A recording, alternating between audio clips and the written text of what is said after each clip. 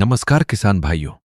आज के इस बेहद खास और ज्ञानवर्धक लेख में हम एक ऐसी चमत्कारी, बहुमूल्य और नकदी औषधीय फसल के बारे में विस्तार से चर्चा करने जा रहे हैं, जिसने पिछले कुछ वर्षों में पारंपरिक खेती कर रहे किसानों की आर्थिक स्थिति और किस्मत को पूरी तरह से बदलने का काम किया है। इस बेशकीमती और मुनाफे वाली फसल का नाम है ईरानी अकरकरा। जैसा कि आप सभी भली भांति जानते होंगे, अकरकरा एक बहुत ही महत्वपूर्ण और दुर्लभ जड़ी बूटी है, जिसकी मांग हमारे देश के घरेलू बाजारों के साथ साथ अंतर्राष्ट्रीय बाजारों में भी पूरे साल लगातार बनी रहती है। इसका वनस्पतिक और वैज्ञानिक नाम एनासाइक्लस पाइरेथ्रम है। प्राचीन काल से ही आयुर्वेद, यूनानी और होम्योपैथी से लेकर आधुनिक एलोपैथिक चिकित्सा पद्धतियों तक में इसकी जड़ों का उपयोग प्रमुखता से और बड़े पैमाने पर किया जाता है। मुख्य रूप से इसका इस्तेमाल दांतों के भयंकर दर्द, मसूड़ों की सूजन, लकवा, मिर्गी, गले के संक्रमण, वात रोग और शरीर की नसों की कमजोरी को दूर करने वाली जीवन रक्षक दवाइयों में होता है। बाजार में आपको देशी अकरकरा भी आसानी से मिल जाएगा, लेकिन ईरानी अकरकरा की गुणवत्ता, उसका प्राकृतिक तीखापन और उसमें मौजूद चमत्कारी औषधीय गुण देशी के मुकाबले कहीं ज्यादा बेहतरीन और उच्च कोटि के होते हैं। यही मुख्य कारण है कि बाजार में ईरानी अकरकरा की कीमत भी देशी के मुकाबले कई गुना अधिक मिलती है। गेहूं, चना, मटर या सरसों जैसी हमारी पारंपरिक फसलों की तुलना में ईरानी अकरकरा की खेती से किसान भाई बहुत ही कम समय और सीमित लागत में कई गुना अधिक शुद्ध नकद मुनाफा कमा सकते हैं।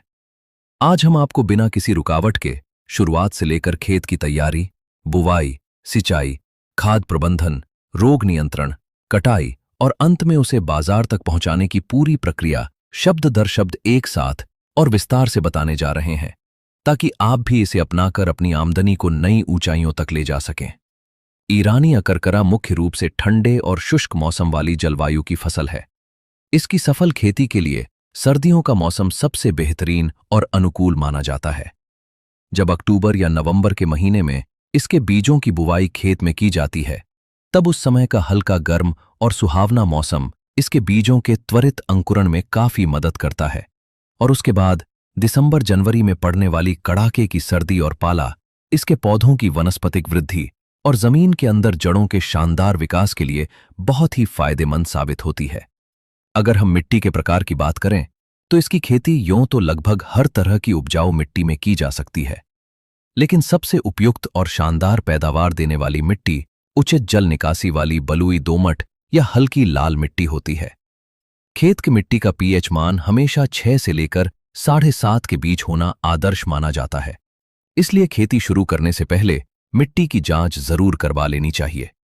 सबसे बड़ी और अहम सावधानी जो हर किसान भाई को बरतनी है, वो ये है कि जिस खेत में आप इसे लगाने की योजना बना रहे हैं, वहां बरसात का या सिंचाई का पानी बिल्कुल नहीं रुकना चाहिए। खेत में जलभराव ईरानी अकरकरा का सबसे बड़ा दुश्मन है।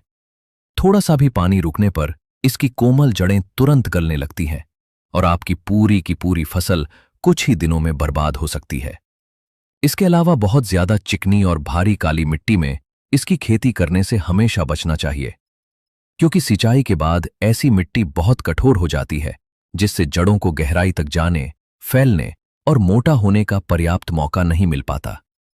खेत तैयार करने के लिए सबसे पहले मिट्टी पलटने वाले हल या कल्टीवेटर की मदद से 2 से 3 बार गहरी जुताई करें।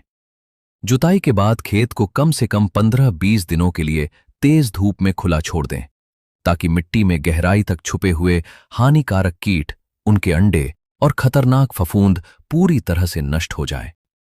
इसके बाद प्रति एकड़ खेत में 15 से 20 टन पूरी तरह से सड़ी हुई पुरानी गोबर की खाद या फिर उत्तम गुणवत्ता वाली केंचुआ खाद, जिसे वर्मी कंपोस्ट भी कहते हैं, उसे पूरे खेत में एक समान रूप से बिखेर दें। खाद डालने के बाद रोटावेटर चलाकर मिट्टी को बिल्कुल भुरभुरा और समतल बना लें। खेत पूरी तरह से तैयार हो जाने के बाद सबसे महत्वपूर्ण कदम आता है बुवाई का सही समय और उन्नत बीज का चुनाव। ईरानी अकरकरा की बुवाई का सबसे सटीक समय अक्टूबर का पूरा महीना और नवंबर का पहला पखवाड़ा होता है। 1 एकड़ खेत के लिए औसतन लगभग 2 से लेकर 2.5 किलोग्राम अच्छी गुणवत्ता वाले नए और शुद्ध ईरानी अकरकरा के बीजों की आवश्यकता होती है। बीज खरीदते समय ये सुनिश्चित करें कि वे किसी प्रमाणित सरकारी संस्था, कृषि विज्ञान केंद्र या किसी भरोसेमंद और प्रगतिशील किसान से ही खरीदे गए हों। पुराने बीजों का अंकुरण प्रतिशत बहुत कम होता है। बुवाई से पहले बीजों का उपचार करना बेहद आवश्यक है, ताकि नन्हे पौधों को शुरुआत में मिट्टी से लगने वाले फफूंद जनित रोगों और जड़ गलन की भयानक समस्या से बचाया जा सके। इसके लिए बीजों को कैप्टन, थीरम या बाविस्तिन जैसी रासायनिक फफूंदनाशक दवा से उपचारित करें। जो किसान जैविक खेती करते हैं, वे बीजों को ट्राइकोडर्मा विरिडी या स्यूडोमोनास से भी उपचारित कर सकते हैं। अकरकरा की बुवाई हमेशा बेड या मेड़ बनाकर ही करनी चाहिए। छिटकमा विधि से बुवाई करने पर पानी का प्रबंधन मुश्किल होता है। बेड पर बुवाई करने से सिंचाई करना बहुत आसान होता है। जड़ों को फैलने के लिए पोली मिट्टी मिलती है और भारी बारिश होने पर भी जल भराव का खतरा नहीं रहता, जिससे जड़ें 100% सुरक्षित रहती हैं। ट्रैक्टर चलित बेड मेकर से बेड बनाएं। 2 बेड के बीच की दूरी लगभग 1.5 से 2 फीट रखें और बेड की ऊंचाई जमीन की सतह से कम 6 से 8 इंच ऊपर होनी चाहिए। बीजों को बेड के ऊपर कतारों में आधा से 1 सेंटीमीटर की गहराई पर ही बोएं। कतार से कतार की दूरी और पौधे से पौधे की दूरी का भी ध्यान रखें। अगर बीज गलती से भी ज्यादा गहराई में चले गए तो वे मिट्टी का भारी दबाव नहीं झेल पाएंगे और उनका अंकुरण सही तरीके से नहीं हो पाएगा, जिससे खेत में पौधों की संख्या कम रह जाएगी। बीज की बुवाई के तुरंत बाद खेत में पहली हल्की सिंचाई करनी होती है। ये सिंचाई बहुत ही सावधानीपूर्वक करनी चाहिए। पानी को नालियों में इस तरह से छोड़ें कि नमी धीरे धीरे रिसकर बेड के ऊपर तक पहुंच जाए, लेकिन पानी के तेज बहाव के कारण बीज बहकर नीचे नालियों में न गिरें। इसके बाद खेत में एक हल्की सी नमी हमेशा बनाए रखना जरूरी होता है और मौसम की स्थिति, धूप की तेजी और मिट्टी की आवश्यकता के अनुसार 10 से 15 दिन के अंतराल पर सिंचाई करते रहना चाहिए। टपक सिंचाई या ड्रिप इरिगेशन तकनीक अकरकरा की खेती के लिए सबसे सर्वोत्तम और आधुनिक तरीका मानी जाती है। ड्रिप सिस्टम से पानी सीधा पौधे की जड़ में बूंद बूंद करके गिरता है, जिससे पानी की भारी बचत होती है। खेत में अनावश्यक नमी नहीं फैलती और नालियों में खरपतवार भी नहीं उगते। बुवाई के लगभग 20-25 दिन बाद खेत में अकरकरा के नन्हे पौधों के साथ साथ कई तरह के खरपतवार और जंगली घास भी उगने लगते हैं, जो जमीन से पोषक तत्व और पानी खींचने लगते हैं। चूंकि यह एक संवेदनशील औषधीय फसल है जिसका इस्तेमाल सीधे तौर पर इंसानी दवाइयों में होता है, इसलिए इसमें किसी भी प्रकार के रासायनिक खरपतवार नाशकों का प्रयोग भूलकर भी नहीं करना चाहिए। रसायनों के प्रयोग से जड़ों की गुणवत्ता और उनकी लैब रिपोर्ट खराब हो सकती है, जिससे माल रिजेक्ट हो सकता है। इसके बजाय मजदूरों की मदद से खुरपी लेकर 2 से 3 बार हाथ से निराई गुड़ाई करवाना सबसे सुरक्षित और टिकाऊ विकल्प है।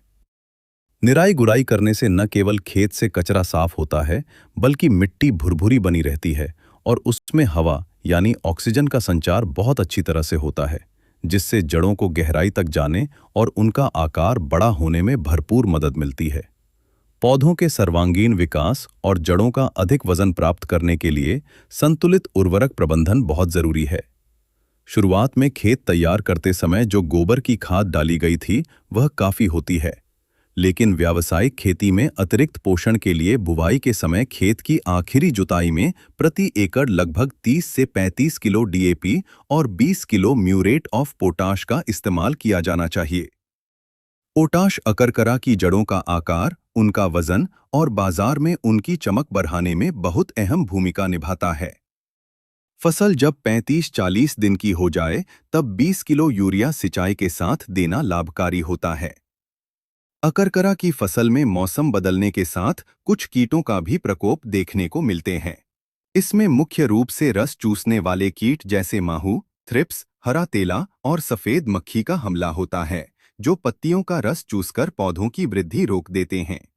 इनसे बचने के लिए शुरुआत से ही हर 15 दिन में 10,000 ppm वाले जैविक नीम के तेल का छिड़काव करना एक बहुत ही असरदार, सस्ता और सुरक्षित उपाय है। जड़ों में गलन और कॉलर रॉट जैसी बीमारियों से बचाव के लिए खेत में पानी न रुकने दें।